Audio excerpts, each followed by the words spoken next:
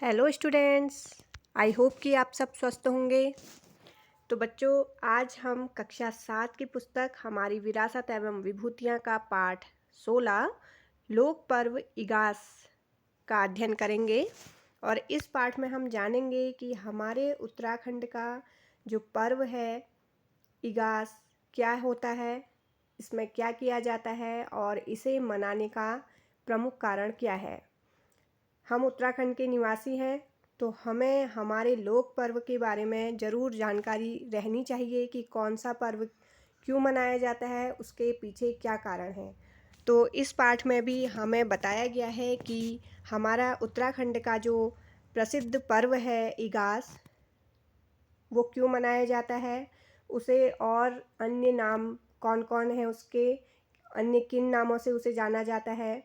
तो चलिए शुरू करते हैं आज का हमारा ये पाठ 16 लोक पर्व इगास। और मैं उन बच्चों से भी कहना चाहती हूँ जो आज मेरी इस वीडियो को पहली बार देख रहे हैं, जो मेरे चैनल से पहली बार जुड़े हुए हैं, तो जल्दी से मेरे चैनल को सब्सक्राइब कर दीजिए ताकि आपको मेरी आने वाली हर एक वीडियो आसानी से मिल सके।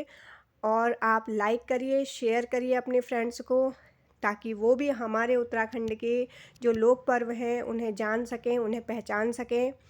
तो चलिए बच्चों, शुरू करते हैं आज का हमारा ये पाठ। गोपाल दिल्ली में रहता है। उसके बच्चे मीनू और दीपू वहीं पढ़ते हैं। गांव से दादाजी ने उन्हें इगास की तस्वीरें और वीडियो भेजी। तो एक आदमी है जिसका नाम गोपाल है, तो उनका जो परिवार है वो मीनू और दीपू, उनके बच्चे, वो सब दिल्ली में रहते हैं। तो गांव से उनके बच्चों के दादाजी ने उन्हें इगास के पर्व की तस्वीरें और वीडियो भेजी थी। उन्हें देखकर गोपाल की आंखें भर आई। उसने उसी वक्त तय किया कि कुछ भी हो, अगली इगास के लिए हम गांव ज़रूर जाएंगे। तो गोपाल को बहुत अच्छी लगी वो तस्वीरें और वीडियो, तो उसने क्या किया, उसी समय यह तय किया कि वो अगली बार जब इगास होगा तो उस समय वो अपने गांव ज़रूर जाएगा। ऐसा ही हुआ। अगले वर्ष इगास आते ही वे गांव जाने की तैयारी में जुट गए। मीनू और दीपू को यह बात पता चली तो उनकी खुशियों का ठिकाना न रहा। तो बच्चे थे छोटे छोटे वो, तो उन्हें जब पता चला कि गांव जा रहे हैं, सबको अपना गांव जाना बहुत अच्छा लगता है, तो वो भी बहुत ज़्यादा खुश हुए कि हम इस बार अपने गांव जा रहे हैं। इगास से एक दिन पहले गोपाल सपरिवार गांव पहुंच गया। उन्हें देखकर दादा दादी और परिवार के अन्य सदस्य बहुत खुश हुए। त्योहार का उत्साह दुगना हो गया। तो जब अपना परिवार बहुत समय बाद मिलता है तो सबके चेहरे पर खुशियां ही रहती हैं। ये तो आप सबको पता होगा कि आप लोग भी जब बहुत समय बाद अपने नाते रिश्तेदारों से, परिवार के अन्य लोगों से मिलते हैं, तो सब लोग क्या करते हैं, बहुत खुशी मनाते हैं, बहुत प्रेम भाव से मिलते हैं। रात को खाना खाकर पूरा परिवार एक साथ बैठा था। खूब बातचीत हुई। मीनू ने दादा से पूछा, दादाजी, यह इगास का त्योहार क्यों मनाया जाता है। अब वो बच्चे इगास का पर्व मनाने गांव तो आए, लेकिन उन बच्चों को पता नहीं था कि इगास का त्योहार क्या होता है और उसे क्यों मनाया जाता है। तो हम में से भी बहुत सारे लोगों को यह पता नहीं रहता है कि इगास का पर्व का दूसरा नाम क्या है, इसे मनाने का क्या कारण है। दादाजी बोले, इगास हम उत्तराखंड वासियों का एक महत्वपूर्ण लोक पर्व है। इसके पीछे किंवदंती है कि प्रभु श्री राम 14 वर्ष का वनवास और लंका विजय करके जब अयोध्या लौटे तो पूरे देश में खुशियां मनाई गई। लोगों ने दीप जलाकर दीपावली मनाई। हमारे इस दूरस्थ पहाड़ी क्षेत्र में प्रभु श्री राम संबंधी यह खबर 11 दिन बाद पहुंची। पहाड़ के लोगों को जैसे ही यह खुशखबरी मिली तो लोगों ने 11वें दिन दीप जलाकर पकवान बनाकर उत्सव मनाया। उसी समय से हमारे इस पहाड़ी क्षेत्र में इगास मनाने की परंपरा शुरू हुई थी। तो बच्चों, जैसा कि आप सबको पता है कि प्रभु श्री राम ने लंका के राजा रावण की हत्या करी थी और वो फिर कहाँ लौटे? अपने धाम अयोध्या यानी कि अपने महल अयोध्या की ओर लौट आए थे। वनवास पूरा करने के बाद 14 वर्ष का वनवास जो उन्हें प्राप्त हुआ था, मिला था। तो उसके बाद जब उन्होंने लंका विजय करी थी तो पूरे अयोध्या वासियों ने, पूरे देश में खुशी मनाई गई थी। पूरे अयोध्या वासियों ने मिलकर बहुत ज़्यादा खुशी मनाई। पूरे देश में खुशियाँ मनाई गई थी। लेकिन जो हमारा ये पहाड़ी क्षेत्र है, यहाँ इस खबर को पहुँचने में बहुत समय लग गया। यानी कि 11 दिन बाद यह खबर मिली कि प्रभु श्री राम ने, जो लंका का राजा था रावण, बहुत दुष्ट था, उसकी क्या करी है? मृत्यु करके वो 14 वर्ष का वनवास पूर्ण करके अपने धाम यानी कि अयोध्या वापस आ चुके हैं। तो पहाड़ के लोगों ने भी इस खुशी को अपने से दूर नहीं रखा था। उन्होंने भी क्या किया? 11वें दिन जब उन्हें यह सूचना मिली तो घर घर में दीप जलाए, दिए जलाए और यह उत्सव मनाया और बहुत सारे पकवान बनाए। तो उसी समय से हमारे जो पहाड़ी क्षेत्र में इसे 11वें दिन मनाने के कारण इस दिन को इगास पर्व के नाम से जाना गया। तो अब आपको पता चल चुका होगा कि इगास पर्व किसे कहते हैं। दीपू ने कहा, दादाजी इगास के त्योहार से जुड़ी कुछ और कहानियाँ भी हैं क्या? अब दीपू जो बच्चा है वो बहुत ज़्यादा एक्साइटेड है, प्रश्न पूछते रहता है वो हर समय। तो उसने एक प्रश्न और किया अपने दादाजी से कि क्या इगास जो त्योहार है उसे मनाने का कुछ और कारण भी है, कुछ और कहानी भी है, तो आप मुझे बताइए। दादाजी बोले, हाँ बेटा, एक कहानी माधो सिंह भंडारी से जुड़ी है। माधो सिंह भंडारी गढ़वाल का एक महान वीर भट था। एक बार गढ़वाल नरेश ने उन्हें तिब्बत में दापा घाट विजय के लिए भेजा। काफ़ी समय के बाद भी वे वापस नहीं लौटे। उनकी पराजय संबंधी कुछ उड़ती खबरें भी आने लगी। इस बात से व्यथित होकर गढ़वाल के लोगों ने दीपावली नहीं मनाई। लेकिन दीपावली के 11वें दिन वीर माधो सिंह भंडारी विजयी होकर वापस लौट आया। अब देखिए इसी से संबंधित दूसरी कहानी क्या है इगास पर्व मनाने की, कि एक माधो सिंह भंडारी जो कि गढ़वाल के बहुत महान वीर थे, तो उन्हें एक बार गढ़वाल के राजा ने तिब्बत में जो दापा घाट है उसे विजय करने के लिए वहाँ भेजा था, तिब्बत के दापा घाट में। तो बहुत समय के बाद भी वो जब लौटे नहीं तो उनकी सब यह खबर उड़ती रही कि शायद वो पराजित हो चुके हैं, जिससे गढ़वाल के जो लोग थे वो बहुत दुखी हुए और उन्होंने इस दुख में दीपावली उस बार नहीं मनाई थी। लेकिन अचानक देखिए दीपावली के ठीक 11वें दिन माधो सिंह भंडारी विजयी होकर वापस लौट आए थे। तो गढ़वाल के लोग उन्हें देखकर बहुत ज़्यादा खुश हुए और इसी खुशी में लोगों ने उसी दिन यानी कि 11वें दिन जो उनका लौटने का दिन रहा था, उस दिन उन्होंने दीपावली मनाई। माना जाता है कि तब से ही इस पहाड़ी इलाके में इगास मनाने की शुरुआत हुई है। वाह दादाजी, यह तो बहुत ही अच्छी कहानी है, दीपू ने खुश होकर कहा।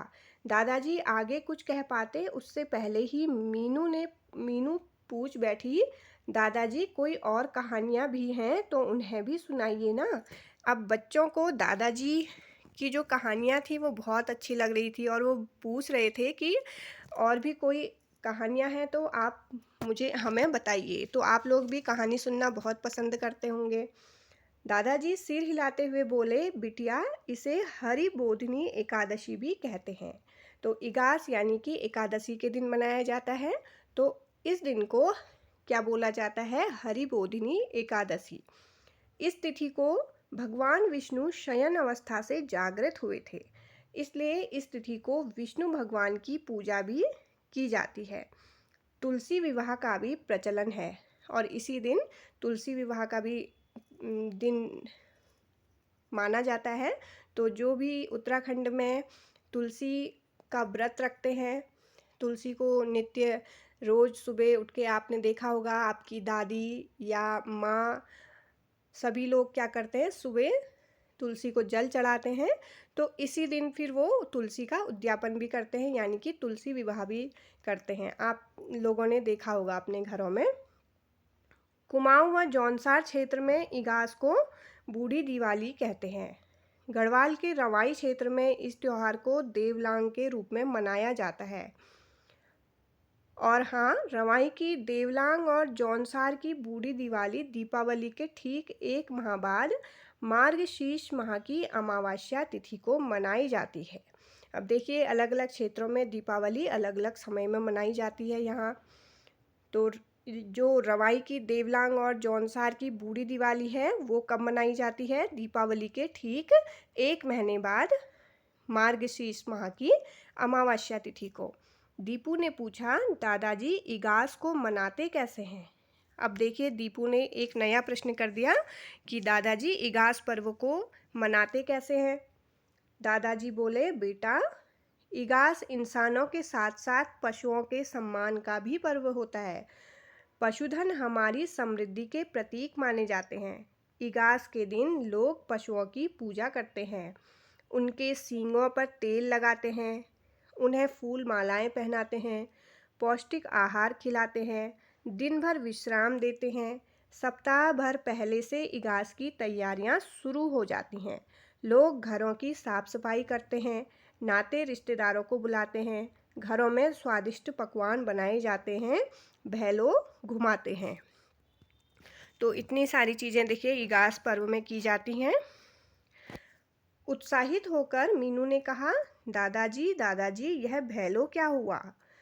तो दादाजी ने मुस्कुराते हुए कहा, हाँ बिटिया, कल शाम को हम भैलो बनाएंगे। भैलो देखिए कैसे बनता है। चीड़ व देवदार के छिलकों तथा भीमल के क्याड़ा यानी कि सूखी डंडियों से ये बनाए जाते हैं। भैलो का एक नाम अंधिया भी है। अंधिया का शाब्दिक अर्थ हुआ अंधेरे को मात देने वाला। रात को सभी पहले भैलो की पूजा करते हैं, उन्हें पुष्प चढ़ाते हैं, पिठाई लगाते हैं यानी कि टीका लगाते हैं और फिर जलाकर ढोल बाजों के साथ नाचते गाते हुए भैलो घुमाते हैं। देखना तुम्हें भी बहुत अच्छा लगेगा। अब उन बच्चों ने ऐसा कभी नहीं देखा था, तो ये उनके लिए एक नई चीज़ थी। वाह दादाजी, फिर तो बहुत मज़ा आएगा, दीपू ने खुश होकर कहा। और आप में से भी अगर किसी बच्चे के यहाँ भैलो घुमाते हैं तो आप कमेंट बॉक्स में मुझे ज़रूर बताइएगा। दादाजी बोले, हाँ हाँ बेटा, बहुत मज़ा आएगा। तुम्हारे लिए हम छोटे छोटे भैलो बनाएंगे। गांव के बच्चों के साथ इस बार तुम भी खूब भैलो घुमाना, खूब मज़े करना। चलो अभी सो जाते हैं, हमें सुबह जल्दी जागकर इगास की तैयारी भी तो करनी है। दादाजी की बात मानकर दीपू और मीनू मन में इगास का उल्लास लिए चचेरे भाई बहनों के साथ सोने चले गए। तो बच्चों, आशा है कि अब आपको इगास पर्व के बारे में पता चल चुका होगा कि इगास पर्व क्या होता है, इगास पर्व को मनाने का क्या कारण है और इस पर्व को किस तरह से मनाया जाता है, कौन कौन से क्षेत्र में इसे अलग अलग नामों से पहचाना जाता है। अब यहाँ पर हम इसी पाठ से संबंधित कुछ महत्वपूर्ण प्रश्नोत्तरी को भी देखेंगे। पहला प्रश्न देखिए, इगास किस राज्य का लोक पर्व है? तो ये कहाँ का है? उत्तराखंड का लोक पर्व है। प्रश्न नंबर 2 देखिए, इगास को और किस नाम से जाना जाता है? इसे क्या बोला जाता है? देखिए, हर बोधिनी एकादशी, बूढ़ी दिवाली, देवलांग। तीसरा प्रश्न देखिए, इगास दीपावली के कितने दिन बाद मनाई जाती है? ये 11 दिन के बाद मनाई जाती है। इसीलिए इसे बूढ़ी दिवाली भी कहते हैं, क्योंकि जिस दिन राम भगवान अयोध्या लौटे थे अपना वनवास पूरा करने के बाद, तो हमारे पहाड़ी राज्य में ये सूचना देर में मिली थी और लोगों को जब ये 11वें दिन बाद मिली तो उसके बाद ही इन्होंने दीपावली उसी दिन मनाई थी। तो इसीलिए इसे बूढ़ी दिवाली भी कहा जाता है। चौथा प्रश्न देखिए, इगास से जुड़ी पहली किंवदंती किससे संबंधित है? तो उत्तर है भगवान श्री राम के अयोध्या लौटने से। 5वां प्रश्न देखिए, पहाड़ों में दीपावली देर से क्यों मनाई गई? क्योंकि राम के लौटने की खबर 11 दिन बाद पहुंची थी। 6वां प्रश्न, दूसरी कहानी किस वीर योद्धा से जुड़ी है? तो ये है माधो सिंह भंडारी से। 7वां प्रश्न, माधो सिंह भंडारी कहाँ विजय प्राप्त कर लौटे थे? तो उन्होंने कहाँ विजय प्राप्त की थी? तिब्बत के दापा घाट से। 8वां प्रश्न देखिए, माधो सिंह भंडारी किस राज्य के वीर थे? तो ये गढ़वाल के। 9वां प्रश्न, माधो सिंह भंडारी के लौटने पर कौन सा पर्व मनाया गया? इसे बोलते हैं इगास। 10वां प्रश्न, इगास को हरबोधिनी एकादशी क्यों कहते हैं? क्योंकि इस दिन भगवान विष्णु जागते हैं। अगला प्रश्न देखिए, 11वां प्रश्न, हरबोधिनी एकादशी को किसका विवाह होता है? तो इस दिन तुलसी विवाह होता है। 12वां प्रश्न, कुमाऊं और जौनसार क्षेत्र में इगास को क्या कहते हैं? तो इसे बोला जाता है बूढ़ी दिवाली। 13वां प्रश्न, गढ़वाल के रवाई क्षेत्र में इगास को क्या कहते हैं? देवलांग। 14वां प्रश्न देखिए, रवाई और जौनसार में इगास कब मनाई जाती है? तो ये मार्गशीर्ष माह की अमावस्या को। 15वां प्रश्न, इगास किसका सम्मान करने का पर्व है? तो इस दिन पशुओं का सम्मान किया जाता है। 16वां प्रश्न, पशुओं को इगास के दिन क्या किया जाता है? देखिए किस तरह से उनको सजाया जाता है, पूजा की जाती है, उनकी तेल लगाते हैं, फूल पहनाते हैं और उन्हें अच्छा भोजन देते हैं। 17वां प्रश्न, इगास की तैयारियां कितने दिन पहले शुरू होती हैं? तो लगभग 1 सप्ताह पहले। 18वां प्रश्न, इगास में लोग घरों में क्या बनाते हैं? तो उस दिन सब लोग अपने घरों में स्वादिष्ट पकवान बनाते हैं। 19वां प्रश्न, भैलो क्या होता है? तो ये लकड़ियों से बना जलाया जाने वाला एक मसाल होता है। 20वां प्रश्न देखिए, भैलो को और किस नाम से जाना जाता है? तो इसे बोला जाता है अंधिया। 21वां प्रश्न, अंधिया का शाब्दिक अर्थ क्या है? अंधेरे को हरने वाला। 22वां प्रश्न, भैलो किन लकड़ियों से बनता है? तो ये चीड़, देवदार और भीमल, इनसे ये बनाया जाता है। 23वां प्रश्न, भैलो चढ़ाने से पहले क्या किया जाता है? तो भैलो चढ़ाने से पहले पूजा की जाती है, उसकी पुष्प चढ़ाते हैं और पिठाई लगाना, टीका लगाते हैं मतलब। 24वां प्रश्न, भैलो घुमाते समय क्या किया जाता है? तो ढोल बाजों के साथ नाच गाना किया जाता है। 25वां प्रश्न, भैलो घुमाने में कौन भाग लेते हैं? बच्चे और गांव के सभी लोग। 26वां प्रश्न, इगास का संबंध किस प्राकृतिक तत्व से है? तो इगास का संबंध है प्रकाश, यानी कि दीप, जिसे भैलो बोला जाता है। 27वां प्रश्न, इगास का सामाजिक महत्व क्या है? तो इसका सामाजिक महत्व क्या है? इसमें परिवार और रिश्तेदार क्या होते हैं? आपस में जुड़ते हैं, आपस में मिलते हैं। 28वां प्रश्न, इगास उत्तराखंड की किस संस्कृति को दर्शाता है? तो ये हमारी पहाड़ी लोक संस्कृति और परंपराओं को दर्शाता है। तो बच्चों, आज का ये पाठ हमारा पूरा हो चुका है। बहुत ही अच्छी हमें इस पाठ के द्वारा जानकारी मिली थी। आशा है कि आपको ये वीडियो पसंद आई होगी।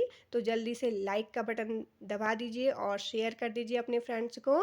मैं जल्द ही आपके लिए इसके आगे का चैप्टर लेकर आऊँगी। मिलते हैं मेरी नेक्स्ट वीडियो में। तब तक के लिए जय हिंद, जय उत्तराखंड, बाय बाय।